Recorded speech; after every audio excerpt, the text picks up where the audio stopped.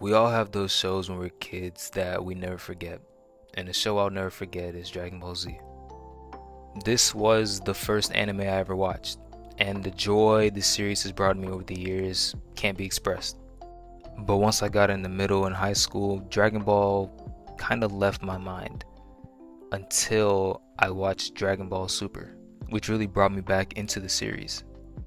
But in the years since Super released, there's been a lot of things said about this show. Most of them not great.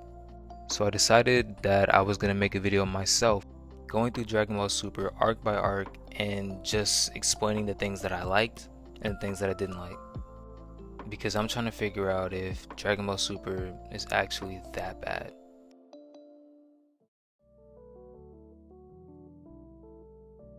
So the first story arc in Dragon Ball Super is Battle of Gods, or the Beerus Saga. And straight up, this is the best arc in Super. For me, there was a lot to enjoy about this arc. I think the additions of Beerus and Whis were phenomenal additions to the show, and they added more depth to the world of Dragon Ball. Super Saiyan God, I think, is a really cool transformation. Compared to the other transformations that we will see later in the show, I think Super Saiyan God is good. And it would have been nice if it was used a little bit more throughout the series. Now, when I'm talking about this part of Super, I am talking about the movie version, not the animes. Because to me it's pointless. I don't see the point of turning a movie into a anime arc. It just seems a little redundant. And the anime's version of this movie isn't that great. They changed pointless things in the anime's version of the movie, I guess just to make it feel different. The animation quality in the anime dropped. I mean, we've seen some of these shots. So if you watch this arc, just watch the movie. You'll have a much better time. Because the movie is genuinely really good. The Beerus Saga was a great starting point for Super. But as we'll see here soon, the show kind of spirals a little bit. Now, like I said about Battle of Gods, I'm going to say the same thing about Resurrection F. Just watch the movie, the anime version, pointless. But there is a difference between the Battle of Gods movie and the Resurrection F movie. I like Battle of Gods. This movie really just feels like nostalgia bait. You're bringing back probably this show's most iconic villain for a movie. And not much really even comes from this movie besides Golden Frieza and Super Saiyan God Super Saiyan, which, oh man, I don't like Super Saiyan Blue. It just feels lazy, just real lazy, and it just adds on to the already abundance amount of forms in Dragon Ball. It just makes so many of the other transformations pointless. I just feel like we didn't need it. We really didn't need Super Saiyan Blue. We just had a movie where they debuted a new forms with Super Saiyan God, and they just don't even, I don't even think they use Super Saiyan God in this movie. And I know Super Saiyan Blue has something to do with like key control or whatever, yada yada. I don't care. And then we have Golden Frieza. He's just gold. Look, I don't have that much else to say about this arc. I think you can hear it in my voice. I really don't care too much for it, so we're moving on. Believe it or not, I take this arc over Resurrection F. I've seen Dragon Ball Super around 3 times, and each time that this arc has came up, I've enjoyed it. Because a little spoiler, I do like tournament arcs. This was filled with some pretty good action and some small, interesting moments along the way. I like the stuff between Vegeta and Kaba, as well as the fight between Goku and Hit. These are moments in this arc that I really enjoyed. This arc was also the debut of the strongest character in the Dragon Ball universe, Lord Zeno.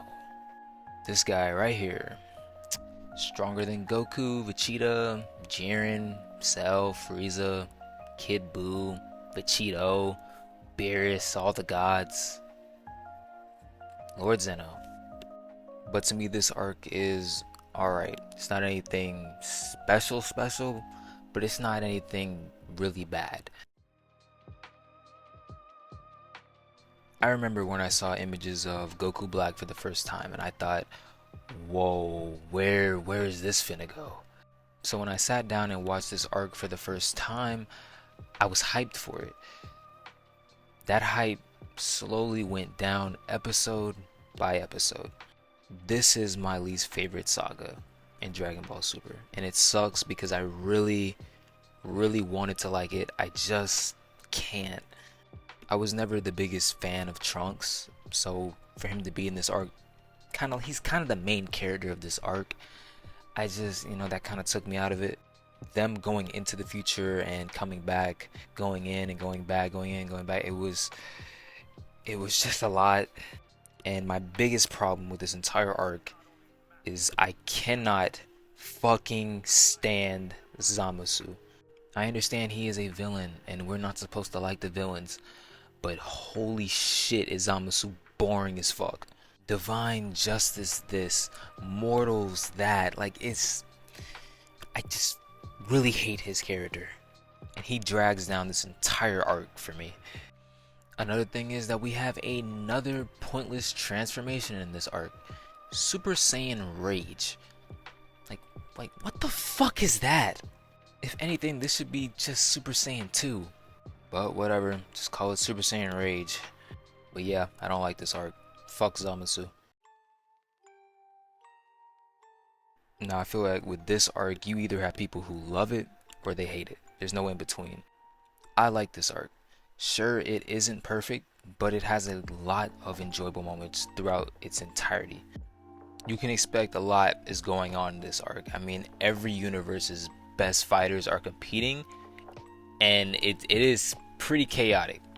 There's not too many bad things that I can think of off the top of my head about this arc. I know for a fact I hated everything with the Ribrianne stuff. I thought all that was unnecessary and was garbage. And another thing that I thought was unnecessary and garbage was Vegeta's Super Saiyan God Super Saiyan evolved form. Now, Super Saiyan Blue isn't great, but this form is even worse. The only thing that's different about this form is that Vegeta's hair becomes a darker shade of blue. I really don't have any idea why this is even a form. But while we're talking about transformations, we might as well talk about Ultra Instinct. This is my favorite transformation in the entirety of the Dragon Ball series, Super and Z. The way this form is presented is so damn epic. Like, the whole tournament just stops for a second just to acknowledge Goku. I think everything revolving around Ultra Instinct in this arc is just perfect. Goku versus Kefla, obviously Goku versus Jiren, I think it's perfect.